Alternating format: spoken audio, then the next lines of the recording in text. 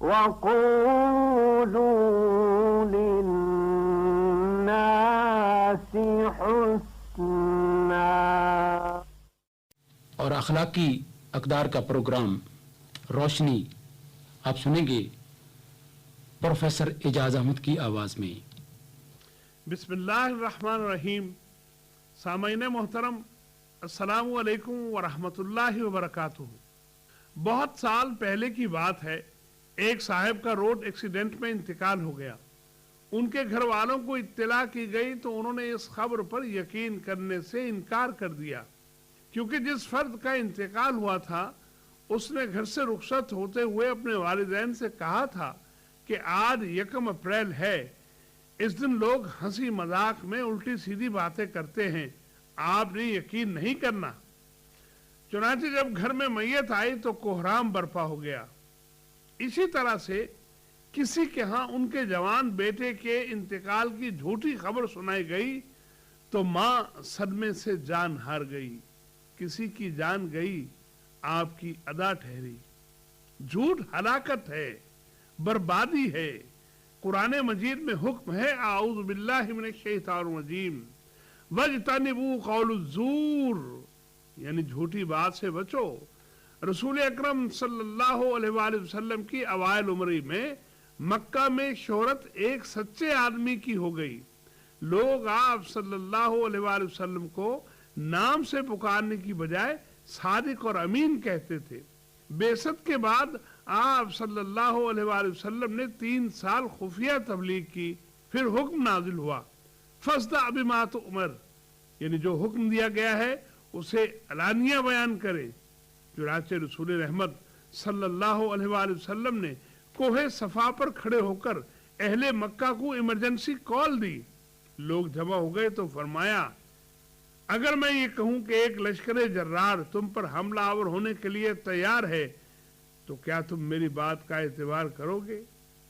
تمام حاضرین نے بیک آواز کہا، ہاں کیوں نہیں، ہم نے آپ سے کبھی سوائے سچ کے کچھ اور سنا ہی نہیں.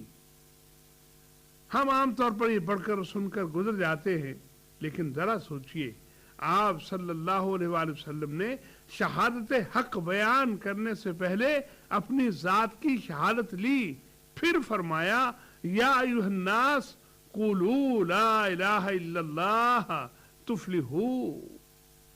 حدیث شریف کا مفہوم ہے کہ مسلمان بخیل و بزدل ہو سکتا ہے لیکن جھوٹا ہرگز نہیں. ایک نوجوان حاضر ہوا، کہنے لگا، میں اسلام قبول کرنا چاہتا ہوں، مجھ میں بہت سارے عیب ہیں، ان میں سے صرف ایک چھوڑ سکتا ہوں. آپ صلی اللہ علیہ وآلہ وسلم نے فرمایا، جھوٹ بولنا ترک کر دو. اس نے وعدہ کر لیا اور پھر کچھ ہی عرصہ میں سچ بولنے کی برکت سے وہ تمام عیبوں سے پاک ہو گیا. رسول اکرم صلی اللہ علیہ وآلہ وسلم نے فرمایا، الصدق ینجی والکذب یہلک، سچ نجات دیتا ہے اور جھوٹ ہلاک کر دیتا ہے. اب اتنے واضح احکامات اور روشن راہ ہدایت میسر ہونے کے باوجود مسلمان 1 اپریل کو اپریل فول منائیں، جھوٹ بولیں، لوگوں کو تنگ کریں، کھانے پینے کی اشیاء میں لوگوں کو دھوکہ دیں، اور جب کوئی رسوا ہو، شرمندہ ہو تو اس کی زحمت سے خوشی کشید کی جائے، تالیاں پیٹی جائیں، کہکے لگا کر اس کی رسوائی کا سامان کیا جائے. واہ کیا رویہ ہے! کیا امت مسلمہ کے افراد کو یہ زیب دیتا ہے؟ ہر شعبہ حیات میں اس طرح کے واقعات رونما ہوتے ہیں، لیکن ہمارے تعلیمی اداروں میں خاص طور پر نوجوان طلبہ و طالبات اس موقع پر نتائج و عواقب سے بے نیاز ہو کر اپریل فول مناتے ہیں، یہ جانے بغیر کہ اس دن اندلس میں کتنے ہی مسلمانوں کو آزادی دینے کے بہانے سمندر میں غرق کر دیا گیا، اور پھر اقوام مغرب اس دن کو جشن کے طور پر منانے لگی. جھوٹ کے کلچر کو اس دن کے لیے فروغ دیا گیا، حالانکہ مغربی معاشرے میں جھوٹ بولنے کو برا جانا جاتا ہے. ہمارے میڈیا میں بعض اوقات افراد معاشرہ کو خبردار کیا جاتا ہے کہ آج اپریل فول ہے، بچ کر رہیں، کوئی آپ کو بیوقوف نہ بنا جائے. یہ اطلاع دینا بہتر ہے، لیکن کیا ہی اچھا ہو کہ اس रस्म बद की भरपूर मजम्मत की जाए। लोगों की तालीम और तरबियत के लिए सच की आदत इख्तियार करने के लिए इस मौके को इस्तेमाल किया जाए। ज्यादातर नौजवान इस कबीह रस्म का शिकार होते हैं। दीन इस्लाम से ताल्लुक और रसूल रहमत सल्लल्लाहु अलैहि वसल्लम से मोहब्बत के कल्बी जज्बात को बेदार करते हुए हम अपने नौजवानों के अखलाक और किरदार की हिफाजत कर सकते हैं।